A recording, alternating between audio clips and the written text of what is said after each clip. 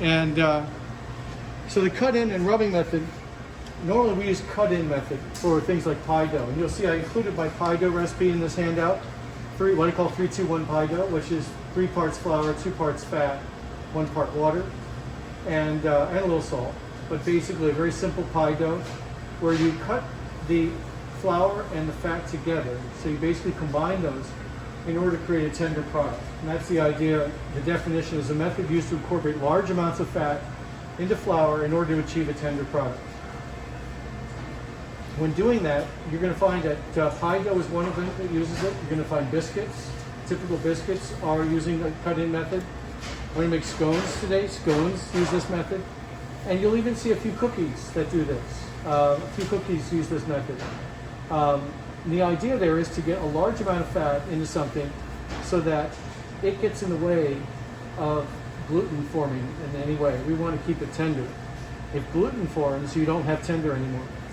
So what I've got here is I've got good cold butter. Unlike with the creaming method where we use room temperature butter, this is really cold. And I intentionally refrigerated it. I measured it out and then re-refrigerated it to make sure it was going to be nice and cold and firm. Because we don't want to make a paste. We want to keep these pieces of fat separate. And the way to do that is to coat them with flour. So I'm going to use the mixer to do this, but you could do it by hand. I just cut the butter up into relatively small pieces and let the mixer do the rest of the work. But you can use a pastry blender. We have pastry blenders over there, on the shelf where you can manually, work that butter down into smaller pieces. What really makes the cut-in method work for you and really work well is that you can control how big the pieces of fat are. So if the pieces of fat are large, you're going to get huge flakes. And some people say, well, I want that. I want flaky, right? But huge flakes also mean that there's a lot of flour floating around. So if you put the liquid in, the flour gets in contact with the water and you get more gluten, which means you get a real flaky but somewhat tougher product. If you make the pieces of butter smaller, then you'll have more of the flour occupied, thereby getting less gluten, and you'll get more of a tender product. If you can get those pieces down to be very small, like some recipes will say, I want you to combine the flour and the fat, cut the two together until it looks like coarse cornmeal. If it looks like coarse cornmeal, the pieces of fat are very small, and that will give you a very, very tender product. But it's also very delicate at that point too. So there's a kind of a balancing act between how strong do you want it and how tender do you want it. I like it in between. I like the pieces to be about the size of peas, like frozen peas, or about the size of, maybe about the size of, down to about the size of large rice grains. That's a nice size. Then you get a real tender product, but you also get nice and flaky at the same time. So when people tell you, hey, I really want a flaky crust on that pie, what they really want is, they do want flaky, but they don't want tough. They want tender as well. So that's why I try to balance it. And I always make my pieces of fat about that size. If I'm using shortening, I'll just make sure the shortening is very cold. I'll make sure the flour is fairly cold, and I'll bring them together very carefully to make sure the pieces of fat stay somewhat small. But remember, shortening never really gets hard. You could put it in the freezer and it'll still stay soft. So that's what makes shortening a little harder to work with, because it is so soft. Lard is the same way. Lard tends to be kind of soft, even when it's cold. Butter is a wonderful thing to use. It has great flavor, and it gets rock hard in the fridge, which I think is a dual benefit. It really makes my job easier when I'm doing the cut-in method for any recipe. Now with scones, we're doing something that in some ways is very similar to a biscuit in a way, but the pieces of fat are fairly small. They mentioned small to medium diced butter, put in the cooler, which I did. We're going to mix together all of our dry ingredients. In this case, I've got baking powder, I've got a little salt, a little bit of sugar, and flour in here. I'm going to put it all in the mixer, and I'm going to use the paddle to mix them. You could sift it if you really wanted to, but just doing this with a paddle will get all those ingredients well mixed together. Especially if you're already using the mixer, you may as well let the mixer do the work. why get a sifter dirty if you don't have to? So now that that's all mixed together, I'm going to put the fat in. And these pieces of fat right now are about the size of almonds. Not very large, but not very small either. And as I paddle these together, they're going to get coated with flour. And I'm going to be watching in here for the biggest pieces. I want to see the biggest pieces get down to about the size of frozen peas. And I just keep an eye on it while I'm working. All my other ingredients are here. This is not going in the recipe. This is for egg wash.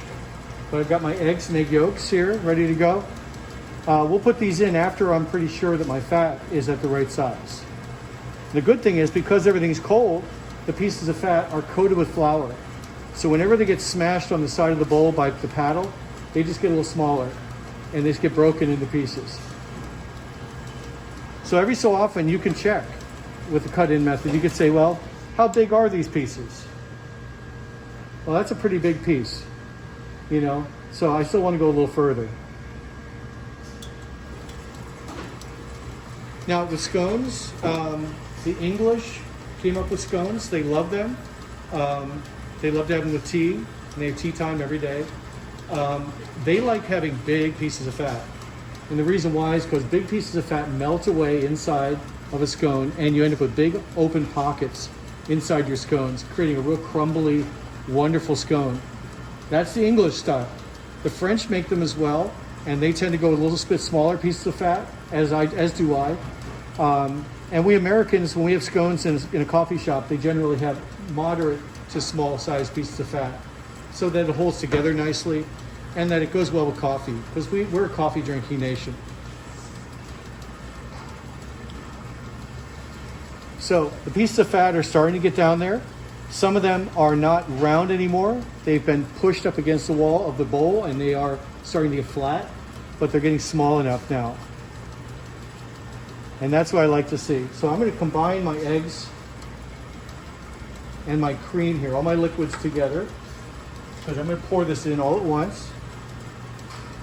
And then I'm going to go ahead and just mix it for a few seconds while this comes together. Very much like we would with pie dough. We don't mix it for a long time because we don't want to have toughness. So we're just going to go ahead and add these liquids. This is heavy cream, a little different than pie dough. Pie dough usually calls for water. Heavy cream, a little bit of egg and some egg yolk. All go in. I'm just going to mix it real slow and just bring it together until it just starts to get wet.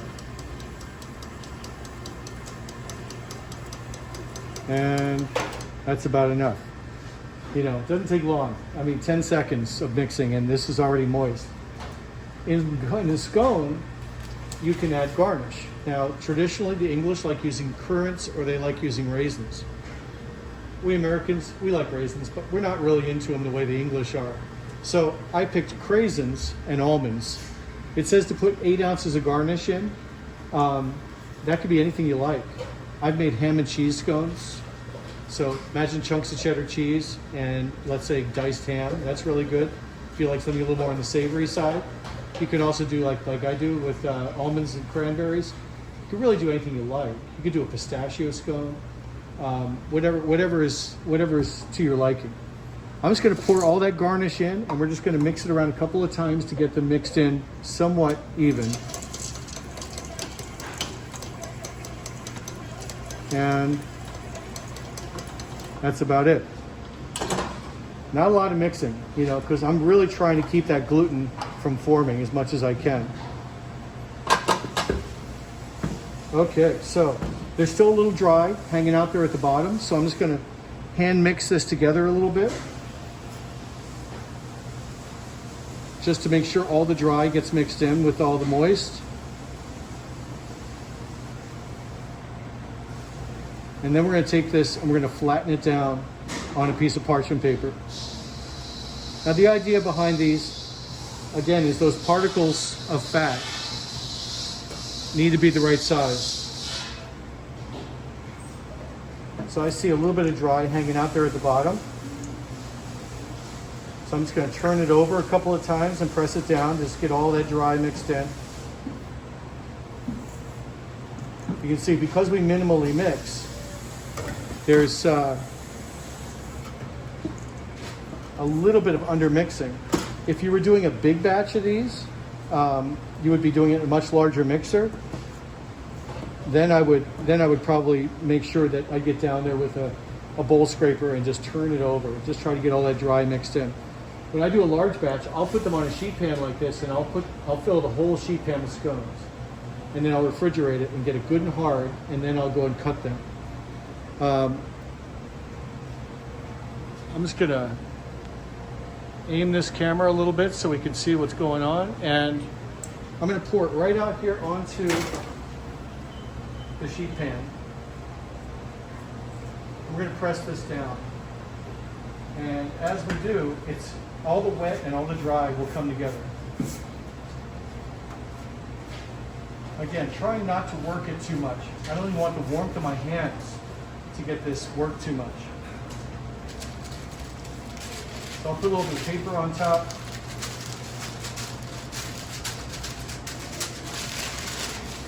Just generally flatten it down. And I'm going to square it up because in the case of scones, I'm going to portion these and I want them to be about the same size. And it's much easier to do if it's squared up. If it's rounded on the edges or oblong or something, it's really hard to get even sized pieces. And after all, if you're working in a bakery or a coffee shop where they have baked goods, and you have big scones, you have little scones, which ones are going to sell first? The big scones. And at the end of the day, you're going to have all these little scones that you can't get rid of. You know, so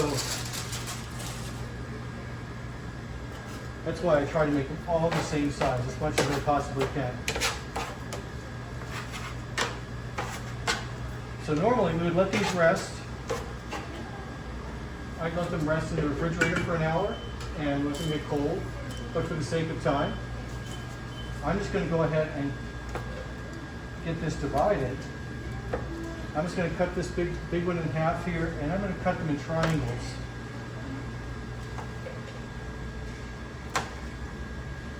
We'll do it like the French way. You'll see these in some American cafes as well. They'll be triangular.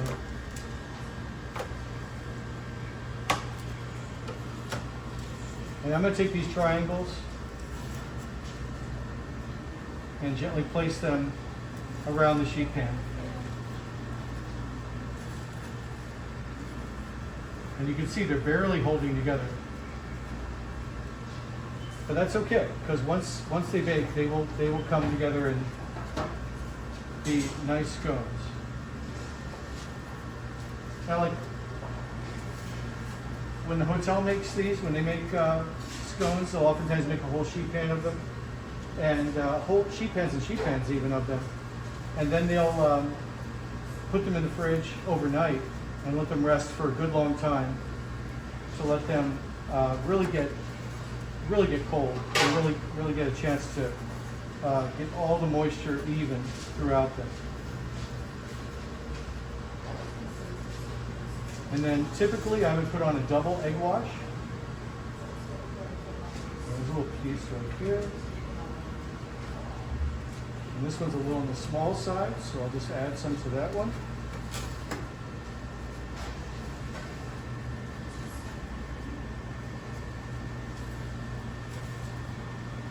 Couple of outtakes here. We got a little bit of dry. So I put a little bit of this dry on all of these and just kind of spread it out.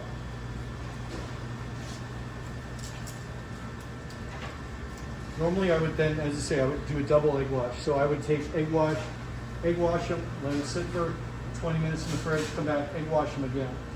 But again, for the sake of time, we're just going to put a nice healthy egg wash on each one. That's going to give it moisture, but also make it nice and sticky on top, so I can put some turbinado sugar on top. Now, if you were doing a ham and cheese scone, what I do is instead of doing sugar on top with a savory scone, I'll sprinkle a little Parmesan on top. It's a nice touch. You can also put breadcrumbs, which makes a nice topping for a savory scone. And believe me, you would think, well, does anybody even like savory scones? You bet you they do. You have a good ham and cheese scone, people will go crazy for. You'll sell out. I mean, you won't even be able to keep them in. You won't be able to make enough of them. Even for breakfast, even in the morning with coffee, people will go for those savory scones.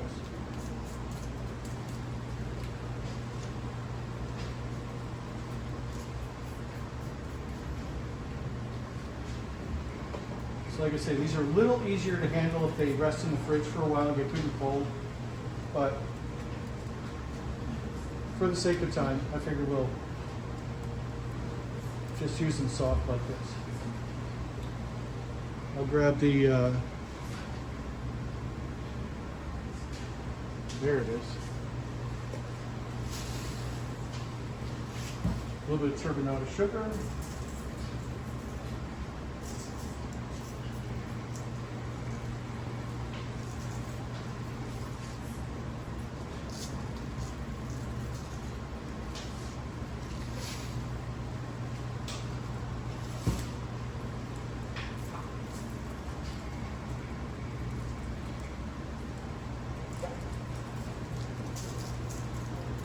In the oven, these are going to go. They go at 400 degrees for about 15 to 18 minutes.